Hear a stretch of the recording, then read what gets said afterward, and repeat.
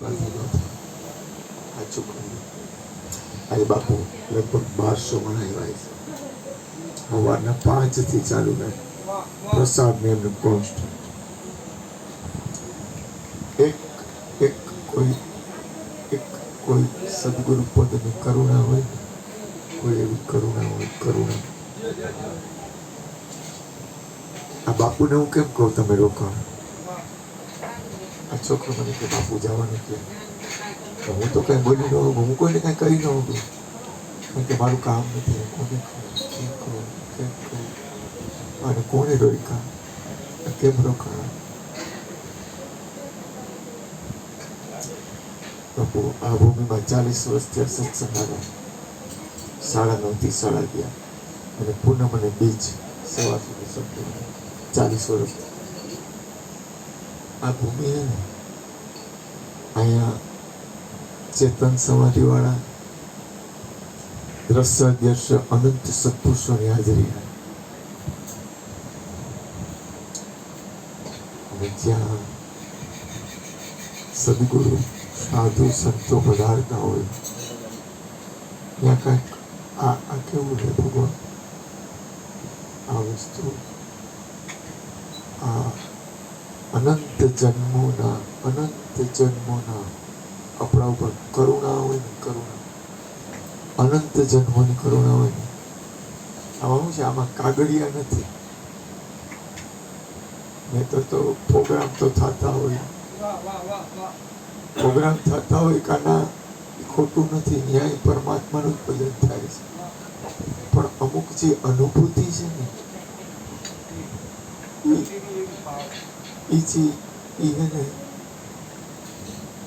એ અજબ છે.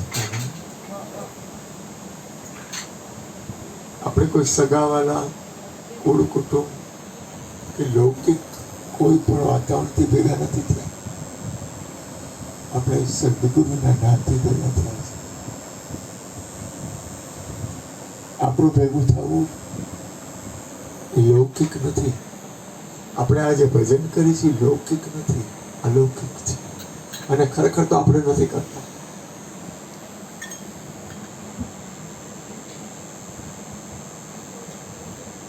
ખરેખર મારા જીવનનો મારો અનુભવ છે કે તમે મને અહીંથી એમ કેમ કે એક ડોલ ઉપાડીને ડેલી સુધી જાવી છે તો હું ન લઈ જઈ શકું. મારું આ ખોખું જ છે, કાંઈ છે નહીં.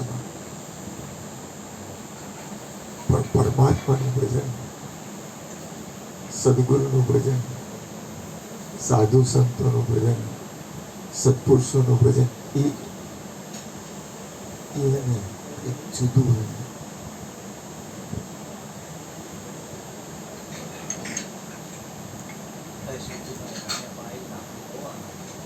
આ વસ્તુ એને ખરેખર કંઈક અલગ છે. આખા વિશ્વનું સુખ, વડાપ્રધાનનું સુખ અથવા યુનોનું સુખ રહ્યું ને આની તોલે ન આવે. આ બાપ આખા વિશ્વનો વડાપ્રધાન રહ્યો ને એક સદગુરુના દરબાર પાસે કાંઈ નથી.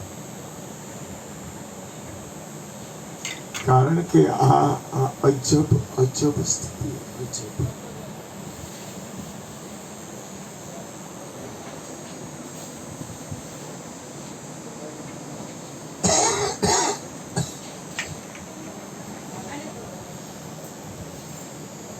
બોલો સદગુરુ મહારાજ.